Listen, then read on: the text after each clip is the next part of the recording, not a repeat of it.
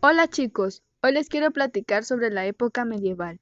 Como saben, la Edad Media o Medioevo es el periodo de la historia que sucede a la Edad Antigua, que finalizó con la caída del Imperio Romano, siglo V después de Cristo. La Edad Media se encuentra comprendida entre el siglo V después de Cristo y el siglo XV después de Cristo. Muchos historiadores coinciden en que la época medieval representa un retraso para la humanidad en relación a la Edad Antigua, de la que se destacan el arte, la cultura y la civilización grecorromana. En esta época se presentaban diferentes estilos de pensamiento humano, pero para poder entender, mejor veamos el siguiente video. Hola chicas, ¿cómo están? Hola chicas, súper bien, ¿cómo están ustedes? Muy bien, ¿y tú, Nereida? Hola, la verdad estoy bien y me alegra que ustedes también se encuentren bien. Yo quería hablar con ustedes sobre una actividad que me dejó mi maestra de filosofía sobre la época medieval. Por supuesto, tú nos puedes preguntar. Claro, Krishna. ¿Ustedes conocen la filosofía medieval? Sí, Yo la verdad no. yo recuerdo que la maestra nos explicó que es todo el conjunto de corrientes de pensamiento y tratados filosóficos que se desarrollaron desde la caída del Imperio Romano, 530 después de Cristo, hasta el Renacimiento, siglos XV y XVI. Estás en lo correcto. Igual deben de tener en cuenta que la principal búsqueda de la filosofía medieval era la cohesión de las creencias heredadas de la filosofía clásica con los dogmas del cristianismo, aunque también hubo aportes muy importantes de las creencias judías e islámicas. Igual los principales temas de la filosofía medieval eran el problema de los universales, la existencia de Dios y la lógica aristotélica. ¿Qué les parece si salimos al parque y les hablamos a las demás para que ellas que tienen mayor conocimiento nos expliquen cómo creen que pensaban en esa época? Vale, vamos, igual me gustaría conocer sus ideas sobre ese tema. Sí, vamos, quiero aprender más.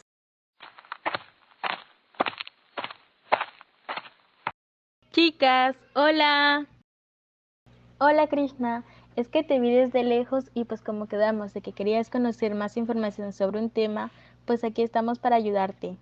Gracias, sí. Entonces, ¿nos explicas los estilos de pensamiento de la época medieval? Yo conozco tres, pero quiero saber en qué se basa cada uno. Por supuesto, comenzaré yo y luego cada una de nosotras te explicará dependiendo de su conocimiento.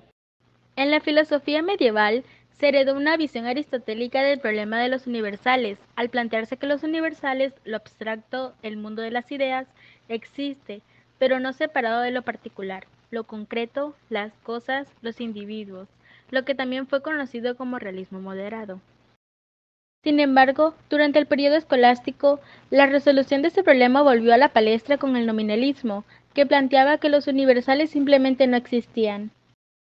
Al igual, la mayor parte de la filosofía medieval estaba dedicada a demostrar la existencia de Dios como un ser, entidad o verdad suprema.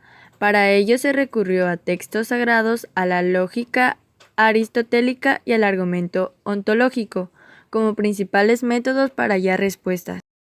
Siendo Aristóteles un defensor de la lógica como método para aproximarse a las ciencias y a la filosofía, fue muy natural para los filósofos medievales plantear la lógica aristotélica clásica como una vía legítima para responder a las inquietudes que la época planteaba. Según este método, el aprendizaje de ciertos conjuntos de silogismo permitía conectar un sujeto y un objeto de manera correcta, por tanto, sería una herramienta útil para generar conocimiento.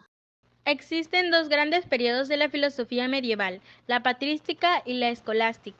Patrística. Corresponde a la etapa primaria en la que se articuló la filosofía con el dogma religioso principalmente cristiano. Uno de los más destacados representantes de este periodo fue San Agustín, que desarrolló una corriente que hoy en día se conoce como neoplatonismo y que puede resumirse como la reinterpretación de la obra de Platón bajo la óptica cristiana. Escolástica. En esta época, que abarca desde el siglo XI hasta el XVI, se intenta aplicar la revelación cristiana a través de la razón. Surge como consecuencia de la creación de las primeras universidades y la necesidad de aplicar el método científico aristotélico para dar respuesta a planteamientos religiosos o sobrenaturales. Santo Tomás de Aquino fue uno de los principales exponentes de la época escolástica al introducir la lógica aristotélica en el pensamiento cristiano. ¿Tienes alguna otra duda? Sí, quiero saber las características de ese tema, por favor. La filosofía medieval estuvo fuertemente marcada por planteamientos de orden divino. La Biblia, entonces, se convirtió en la principal fuente de respuestas a esas inquietudes. Sin embargo, los libros sagrados del Islam y el judaísmo también jugaron un papel esencial en la interpretación de cuestiones religiosas. Más que la generación de conocimiento nuevo, la filosofía medieval se encargó de rescatar, reinterpretar y aplicar planteamientos filosóficos clásicos. El surgimiento del neoplatonismo, que plantea la existencia del uno o Dios sobre todas las cosas, y la introducción de la lógica aristotélica en las entonces nacientes universidades dan cuenta de ello. Muchas gracias por la ayuda. De nada, esperamos haber podido ayudarte. En el video nos explicaron sobre el pensamiento que tenían en la época medieval. Podemos concluir con que el pensamiento medieval se caracteriza sobre todo por el hecho que la teología utiliza a la filosofía para tratar de corroborar los dogmas religiosos. O sea, es el momento en que la filosofía se transforma en sirvienta de la teología. La razón estaba en el análisis o especulación, subordinada a la autoridad de la fe. La filosofía y el pensamiento racional estaban esclavizados por los dogmas de la teología. Y la búsqueda de la verdad, que es la característica principal de la filosofía, era totalmente ajena al pensamiento escolástico.